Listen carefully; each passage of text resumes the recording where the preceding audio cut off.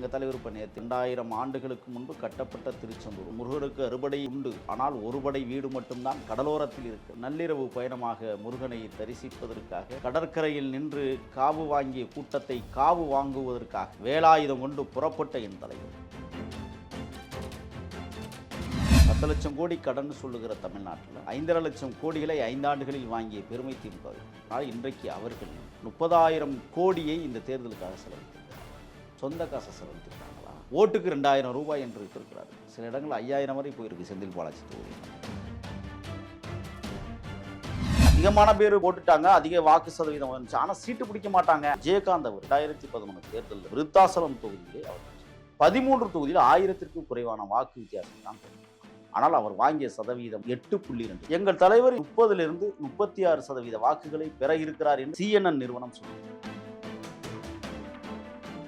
10,000 ரூபாய் தான் பண இருப்பு வைத்திருக்கிறவர் மாட மாளிகையில் போய் கொடைக்கானலில் தங்குகிறார் என்றால் யார் செலவழிக்கிறார்? 10,000 எடுத்து செலவழிக்கிறாரா? இல்ல மேற்கொண்டு இந்த தேர்தலுக்காக காசு நிறைய ஏறிச்சு அவருடைய வங்கி கணக்கு. அவர் வைத்திருக்கிற வண்டி 4 கோடி ரூபாய். ஆனால் தப்பான கணக்கு காட்டிய முதலமைச்சருக்கு தகுதி நீக்கம் செய்யணும் இந்த தேர்தல் கமிஷன். செஞ்சதா?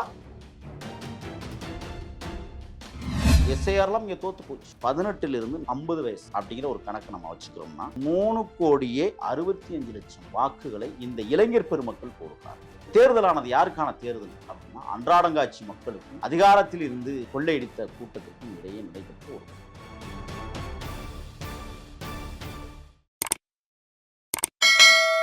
வணக்கம். வணக்கம். தேர்தல் முடிந்ததிலிருந்து தாவேக்காவினர் எல்லாரும் ரொம்ப சந்தோஷமா இருக்கிற மாதிரி தெரியுது. ஏன்னா பர்சனலாக நானுமே நிறைய இடங்களில் கேட்கும் பொழுது நிறைய பேர் வந்து விசிலுக்கு தான் போட்டோம், விஜய்க்கு தான் போட்டோம் அப்படின்னு சொல்கிறாங்க. இப்போ அது தொடர்பாகவே நிறைய பேர் பேசுகிறாங்க. ஒவ்வொருத்தருக்கும் ஒவ்வொரு கருத்து இருக்குது. நிறைய புது வாக்காளர்கள் விசிலுக்கு போட்டிருக்கிறாங்க. ஆனால் அதிமுக திமுகவுக்கு தான் ரெகுலராக போடக்கூடியவங்க வந்து மாற்றி போடலை அப்படின்னு தான் சொல்கிறாங்க. உங்களுடைய கட்சிக்குள் நிலவரம் எப்படி இருக்கிறது? தமிழகம் தன்னெழுச்சியை பெற்றிருக்கிறது 2026.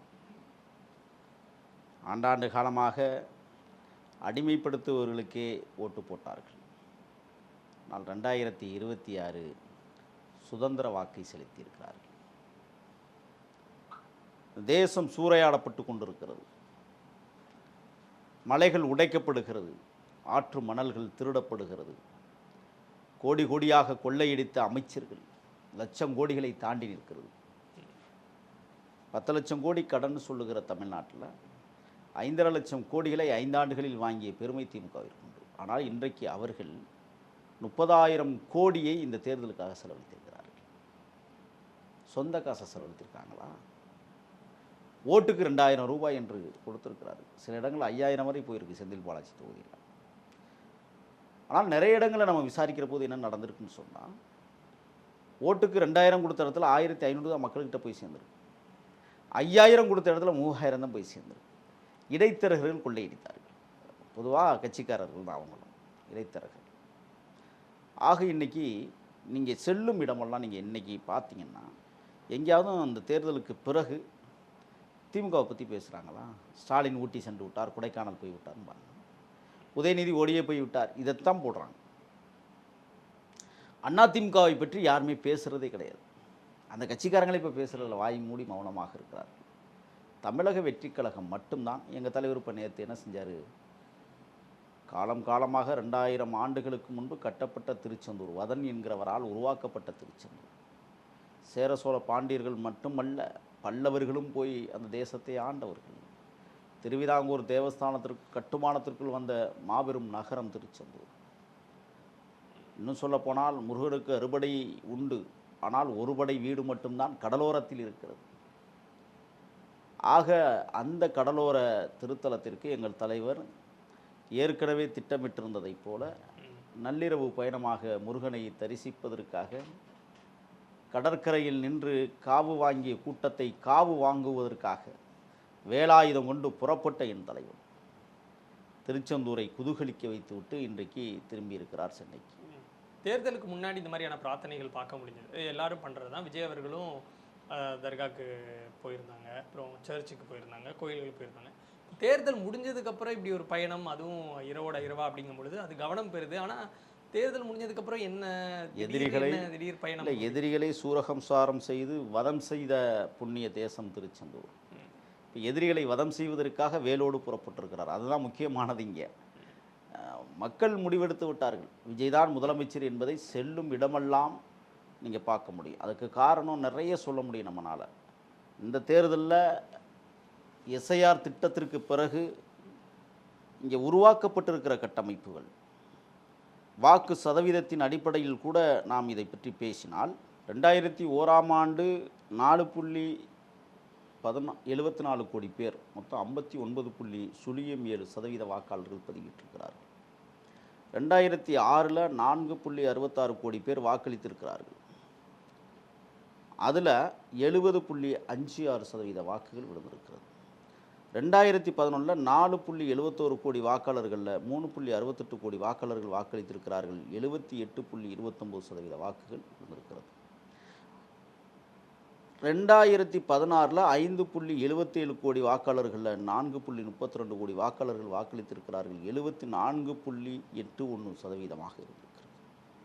2021ல் 6.29 கோடி வாக்காளர்களில் 4.58 கோடி வாக்காளர்கள் 73.63% வாக்குகளை பெற்றிருக்கிறார்கள். ஆனால் இன்றைக்கி 2026ல் 5.73 கோடி வாக்காளர்கள் பதிவிட்டிருக்கிற நேரத்தில் 4.88 கோடி வாக்காளர்கள் வாக்களித்து 85.13% இன்றைக்கு வாக்கு சதவீதத்தை உயர்த்தியிருக்கிறார்கள் என்றால் எஸ்ஐஆர்லாம் இங்கே தோற்று போச்சு. எஸ்ஐஆருக்காக போராடியவர்கள், எஸ்ஐஆரே வேண்டாம் என்று கதறியவர்களெல்லாம் இன்றைக்கு வாய்மூடி மௌனியாக இருக்கிறார்கள். இந்த தேர்தலில் நீங்கள் பார்த்தீங்கன்னு சொன்னால் கன்னியாகுமரியில் குறைந்த சதவீத வாக்குகள் விழுந்திருக்கிறது. 75.64% வாக்குகள். ஆனால் அதிகமாக எங்கே விழுந்திருக்கிறது என்றால் கரூர். அங்கே 91.92% வாக்குகளை பெற்றிருக்கிறது. என்ன காரணம் அப்படின்னா, நீங்கள் கன்னியாகுமரி பகுதிகளில் அதிகமாக தாவேகாவிற்கும் பாஜகவிற்கும் இடையே தான் போட்டி. அப்போ திருச்சி கிழக்கில் 2 அதிகார அமைச்சர்களை தோற்கடிக்கப்படும். ஒரு புயல் மையம் கொள்ளுகிறது என்றால் அதனை சுற்றி 60-70 கிலோமீட்டரில் தாக்கத்தை ஏற்படுத்தும். அதுதான் எங்கள் தலைவர் விஜய். அவர் ஒரு புயல். இங்கே திருச்சி கிழக்கில் ஒரு புயல் மையம் கொண்டது.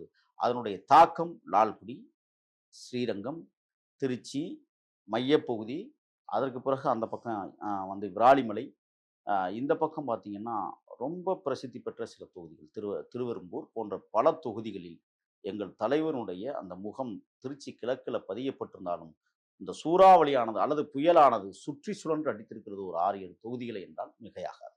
நீங்கள் அவருடைய தாக்கம் எங்கே வர அடிச்சிருக்குன்னு சொன்னால் அறந்தாங்கி வர அடிச்சிருக்கு. தலைவர் என்ன செய்கிறாரு, திருச்சி கிழக்கில் பிரச்சாரம் செய்தாலும் அவருடைய கடைசி எல்லை எதுன்னு தெரியுமா? மாத்தூர்னு ஒரு பகுதி. இந்த மாத்தூர் எங்கே இருக்குன்னா புதுக்கோட்டை மாவட்டத்தினுடைய எல்லை. அந்த எல்லை வரை எங்கள் தலைவருடைய தொகுதியாக இருக்கிறது. மாத்தூர்லேருந்து நீங்கள் அவங்களுக்கு பார்த்தீங்கன்னா இலுப்பூர் தொகுதி தொடங்கிறது, விராலிமலை தொகுதி தொடங்கிறது. அப்போ விராலிமலையை மையம் கொண்டு அந்த புயல் தாக்கியிருக்கு அப்படின்னு சொன்னால் இது சாதாரணமானது அல்ல. நீங்கள் ஒரு புள்ளி விவரம் உங்களுக்கு சொல்கிறேன். எல்லாருமே என்ன சொல்கிறாங்கன்னா, அதிகமான ஓட்டுகளை பிரிச்சுட்டாரு, அதிகமான வாக்கு சதவீதங்களை தாவேக்கா அள்ளிச்சு. ஏங்க, அதிகமான பேர் போட்டுட்டாங்க, அதிக வாக்கு சதவீதம் வந்துச்சு, ஆனால் சீட்டு பிடிக்க மாட்டாங்க. கடந்த காலத்தில் நீங்கள் நல்லா தெரிஞ்சுக்கணும், விஜயகாந்த் அவர்கள் 2011 தேர்தலில் நிற்கிற போது விருத்தாசலம் தொகுதியிலே அவர் வெற்றி பெற்றார். மீதம் 13 தொகுதிகளில் அவர் போட்டியிட்ட எல்லா தொகுதியிலும் சரி 13 தொகுதியில் 1000க்கும் குறைவான வாக்கு வித்தியாசத்தை தான் தோற்றார். ஆனால் அவர் வாங்கிய சதவீதம் வாக்கு 8.2%. 8.2%க்கு கிட்டத்தட்ட இத்தனை விடயங்கள் இருக்கிறது என்றால் எங்கள் தலைவர் இன்றைக்கு 30லிருந்து 36% வாக்குகளை பெற இருக்கிறார் என்று நான் சொல்லலை, CNN நிறுவனம் சொல்லுகிறது. இன்னைக்கு நீங்க ஜூனியர் விகடன் சொல்லுகிறது 163 தொகுதிகளை கைப்பற்றுவதற்கு அசாத்தியான விடயங்கள் தாவேக்காவிடம் இருக்கிறது என்று அவர்கள் கருத்து கணிப்பு போடுறார்கள். ஆனால் எங்கள் தலைவர் சொன்னதை போல கடுப்பு கணிப்பு, கடுப்பு திணிப்புக்கெல்லாம் நம்ம பதில் சொல்லிக்கிட்டு இருக்க முடியாது. ஒரு இயல்பான யதார்த்தமான ஒரு சூழல் என்னன்னா, உங்களுக்கு நான் சொல்றேன், 18லிருந்து 19 வயசு ஓராண்டுகள் அந்த நிறைவடைந்த அந்த வயசு ஓட்டு போடுறாங்க. அவங்களுடைய மொத்த எண்ணிக்கை 14,59,039. 20லிருந்து 29 ஆண்டு கால வயசு உடையவர்கள் கிட்டத்தட்ட 1,07,18,457 வாக்குகள் வாங்கி. 30லிருந்து 39 அதுவும் 10 ஆண்டுகள் 9 ஆண்டுகள் போடுறாங்க. 1,16,13,490 வாக்குகள். 40லிருந்து 49 1,19,243. நான் எதுக்காக அந்த புள்ளி விவரங்களை சொல்றேன்னா, கிட்டத்தட்ட 18லிருந்து 50 வயசு அப்படிங்கிற ஒரு கணக்கு நம்ம வச்சுக்கிறோம்னா 3,65,00,000 வாக்குகளை இந்த இளைஞர் பெருமக்கள் போடுகிறார். இந்த இந்த இந்த தேர்தலானது யாருக்கான தேர்தல் அப்படின்னா, அன்றாடங்காட்சி மக்களுக்கும் அதிகாரத்தில் இருந்து கொள்ளையடித்த கூட்டத்திற்கும் இடையே நடைபெற்ற ஒரு போர். குழந்தைகளுக்கும் பெரியவர்களுக்கும் நடந்த யுத்தம். இந்த இந்த தேர்தல் அப்படித்தான் நம்ம பார்க்கணும். அப்ப இளைஞர்கள் 3,4 கோடி பேர் இன்னைக்கு வாக்களித்திருக்கிறார் என்றால், ஏற்கனவே இளைஞர்களை 1,82,00,000 உறுப்பினர்களை கொண்ட பேர் இயக்கமாக தமிழக வெற்றி கழகம் பதிவு செய்யப்பட்டிருக்கிறது. பதிவு செஞ்சிருக்காங்க ஆன்லைன்ல. சும்மா உறுப்பினர்கிட்ட எடுத்து கொடுத்து பதிவு பண்ணல. ஆன்லைன்ல பதிவு செய்தது. ஆக இன்னைக்கு ஒரு 2 கோடி வாக்காளர்களை இளைஞர்களை மட்டுமே பெற்றிருக்கிற ஒரு இதை நம்ம பார்க்க முடியும். நீங்க 50லேருந்து 80 வரை நீங்க கணக்கு பார்த்தீங்கன்னு சொன்னா 1,03,83,934 தான் 50லேருந்து 59 வயசு, அந்த 9 ஆண்டு கால வயது உடையவர்கள். 60லேருந்து 69 சற்று குறைஞ்சிருச்சு. 67,69,837 வாக்காளர். நீங்க 70லேருந்து 79 பார்த்தீங்கன்னா 34,35,639. 80 தொட்டவர்கள் 10,62,750. ஆக 50லேருந்து 80 பெற்றவர்கள் கிட்டத்தட்ட ஒரு 2,10,00,000 வாக்காளர்கள் இன்றைக்கு வாக்களித்தார். அந்த 2,10,00,000 என்பது குழந்தைகள் சொன்ன விடயத்திற்காக வாக்களித்தவர்கள் கிட்டத்தட்ட இதுல ஒரு 50,00,000 வைங்க. 1,50,000 ஒதுக்குங்க. 1,60,00,000 பேரை ஒதுக்கிடுங்க. ஆக ஏற்கனவே ஒரு 2 கோடி பேர். இதுல ஒரு 50,00,000னா 2,50 கோடி வாக்காளர்களை தமிழக வெற்றி கழகம் பெற்றிருக்கிறது. அதான் நீங்க எங்க பார்த்தாலும் யாரை கேட்டாலும் இல்லைங்க தாவேக்காவுக்கு தான் போட்டேன். இந்த சொல்லாடல் என்பது சாதாரணமாக வருவதில்லை. திமுக காரன் ஓட்டு போட்டுட்டான்னு எங்கேயாவது சொல்லி தெரிஞ்சிருக்கானா? சொல்லுங்க. நடுநிலையாளர்களாக இருக்கக்கூடியவர்கள் திமுகவிற்கு வாக்களித்தார்கள். நான் திமுகவுக்கு தாங்க போட்டேன், அந்த கட்சி தாங்க சரியான கட்சின்னு சொல்லியிருக்காங்களா? இல்லை. ஆனால் இளைஞர்கள் முதல் பெரியவர்கள் வரை இன்றைக்கு நாங்கள் தாவேக்காவிற்கு வாக்களித்தோம் என்று கர்வமாக வந்து துணிந்து நின்று சொல்லுகிறார்கள். இப்ப நான் சொல்றேன் உங்கள் மத்தியில, நான் அந்த கட்சிக்காரர், நான் மாநில பொறுப்பாளர், நான் தாவேக்காவுக்கு தான் போட்டேன். ஆனால் எங்கள் வீட்டில் என்ன நடந்துச்சுன்னா, எங்கள் வீட்டிலேயே எங்கள் அப்பா வந்து 80 வயசை தொட்டவர். அவர் பரம எம்ஜிஆர் ரசிகர். அந்த காலத்திலிருந்து அவர் ரெட்டலைக்கு தான் போட்டார். அவர் கடைசி இந்த முறை அவர் சொன்னார் என்னிடத்திலே, அது ஒரு வரலாறு. என் தங்கச்சி வந்து திமுகவில் ஐடிவிங் மாவட்ட செயலாளர், சின்ன தங்கச்சி. அது என்கிட்ட வந்து சொன்னிச்சு, அண்ணே ஊருக்குள்ள வந்து ஒரு மாவட்ட நிர்வாகியா இருக்கிறேன், அப்பாவை கூட்டிகிட்டு போறேன், உங்க மனநிலை ஒத்து போயிடும், எனக்கு பிரச்சனை இல்லைன்னா அவர் யாருக்கு வேணாலும் போகணும். நான் சொன்னேன், நீ கூட்டிகிட்டு போ. ஏன் தெரியுமா சொன்னேன்? செலவே அளிக்காமல் திமுக செலவில் வாக்கு வங்கியை உயர்த்திய இயக்கம் தமிழக வெற்றி கழகம். ஏன்னா அவங்க தான் கார் வச்சு அனுப்புறான். எங்க அப்பா போட்டுட்டு வந்து சொன்னாரு, போட்டப்பா நான் விசிலுக்கு தாப்பா போட்டேன், தலைவருக்கு தாப்பா போட்டேன் அப்படின்னு சொல்லிட்டு சொன்னாரு. நான் அங்கே முடியாம போறேன்னா நான் ஒரு 4 பேர்கிட்ட விசிலுக்கு போட சொன்னேன். இந்த தகுதியை பெற்றிருக்கிறது தமிழக வெற்றி கழகம். ஒன்று. ரெண்டாவது, எங்க கிராமம் வந்து சொல்லணும்னு நினைக்கிறேன், நடிகர் கருணாஸ் பிறந்த ஊர். எப்படி இருக்குன்னு யோசிச்சு பாருங்க. திமுக மாவட்ட செயலாளர் அம்மா பிறந்த ஊர், திமுக மாவட்ட செயலாளர் அக்காவை கட்டின ஊர், திமுக மாவட்ட செயலாளர் ரத்தவழி சொந்தம் என் ஊர். அப்படியே நிற்கிறான், கதக்குதுன்னு அப்படியே நிற்கிறான் திமுக துண்டை போட்டு. என்ன நடந்துச்சுன்னா, இரவு 11:30 மணிக்கு எங்களுடைய பூத் ஏஜென்ட்களை கூப்பிட்டு மிரட்டினார்கள் திமுகவினர். முன்னாள் ஊராட்சி மன்ற தலைவர் ஒருத்தர் வந்து கூப்பிட்டு மிரட்டுறாரு எல்லாரையும். பயந்து போயிட்டாங்க எங்க தம்பிகள். உடனடியாக நான் யோசிச்சது என்னன்னா, எல்லாருக்குமே 1,500 ரூபாய் காசு கொடுத்துருக்கோம் சகட்டு மேனிக்கு. எங்க வீட்டில் வாங்கலை. ஏன்னா நாங்க வந்து சொல்லிட்டோம், என் மகன் மாநில பொறுப்பில் இருக்கிறாரு, நாளைக்கு அந்த காசை வாங்கி வீடியோவை போட்டாது சார் தப்பாயிரும். எங்க அப்பாவே சொல்லிட்டாரு, எங்களுக்கு காசெல்லாம் வேண்டாங்க. 2,500 ரூபா ஒரு ஓட்டுக்கு கொடுத்துருக்காங்க 2 கட்சியும் சேர்ந்து. திமுக 1,500 ரூபா, அண்ணா திமுக 1,000 ரூபாய். அதோடு மட்டும் இல்லை, திமுக ஒரு கூடுதல் வேலையை செய்தது. கரவேட்டி துண்டு அத்தனை பேர் ஓட்டு போட வருகிற போது நீங்கள் இதை கட்டி கொண்டு வர வேண்டும். எவ்வளவு செலவழிச்சிருக்காங்க பாருங்க. இதையெல்லாம் செலவழிச்சு விட்டு பூத் ஏஜென்ட கூட போட விடாம தடுத்த குற்றவாளிகளா திமுக இருந்துச்சு. இதுல என்ன நடந்துச்சுன்னா, முக்கியமானது, அன்னைக்கு இரவே நான் ஊருக்கு போயிட்டு என்ன நடந்துச்சுன்னு கேட்கும்போது இப்படிலாம் பண்ணியிருக்காங்க. ஓகே, பூத் ஏஜென்ட் யார் யாரா போறது? 2 பேர் தான் போறான். இன்னும் 2 பேரு ஆள் இல்ல. சரி ஒண்ணு செய்யி. தாவேக்காவிற்கு போனா தானே அவன் பூத் ஏஜென்டா உள்ள அனுமதிக்க மாட்டேங்கிறான். நாம் தமிழரா அனுப்பிச்சு விடு நம்ம தம்பிய. இந்த ஊடுருவல் என்பதுதான் எங்களுடைய சாமர்த்தியம். நான் யோசிச்சேன். நாம் தமிழரா 2 பேரும் அனுப்பிச்சு விடு உள்ள போட்டு. அவன் யாரோட ஆளா போறான்? எங்களுடைய ஆளா போறான். கட்சி என்ன கட்சி? நாம் தமிழரா போறான். இந்த இப்ப கரவேட்டி கட்ட எல்லாரும் யோசிக்கிறான். அண்ணே காசு வாங்கிட்டோம். கரவேட்டி கட்டாம போனா தப்பா நினைப்பாங்களே ஊருக்குள்ள. நாளைக்கு ஏதாவது ஏன்னா ஆதிக்க மனப்பான்மையில இருக்கக்கூடியவர்கள் செய்யற வேலை அது. அன்றாடங்காட்சி மக்களுக்கு இப்படி பண்ணி வச்சிருக்கோம். நான் சொன்னேன் நேரா அந்த பகுதிக்கு போனேன். போயிட்டு இரவு முழுக உட்கார்ந்து அவங்கள்ட்ட அவங்க கட்டின கோயில் வீட்டிலே பேசுறேன். நீங்க அந்த கரவேட்டியே கட்டுங்க. அந்த துண்டே போட்டுங்க. தப்பே கிடையாது. வாக்குச்சாவடிக்கு நுழையிற முன்ன நீ இப்படி கையை காட்டிட்டு போனாலும் பரவாயில்ல. ஒன்றும் பிரச்சனை இல்லை. ஒரு யுத்தத்தை நடத்தினோம் நாங்கள். 150 பேருக்கு திமுக வேட்டி கட்ட வச்சு துண்டு போட விட்டு தாவேக்காவிற்கு வாக்களிக்க வைத்த பெருமை எங்களுக்கு உண்டு எங்க ஊர்ல.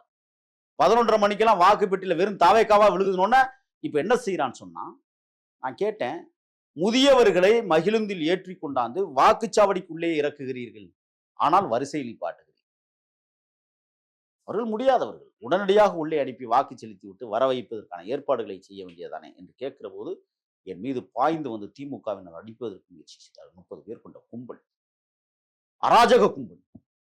அப்ப எங்க ஊர்ல எங்க கிராமத்துல, ஒரு சாதாரண கிராமத்துல இவ்வளவு அராஜகத்தை திமுக தொடர்ந்திருக்கிறது என்றால் ஏன் துறைமுகத்தில் அப்புறம் பண்ணாது? ஏன் திருச்சி கிழக்குல நள்ளிரவு 1 மணிக்கு கள்ள ஓட்டு போட மாட்டாங்க? யோசிச்சு பாருங்க நீங்க.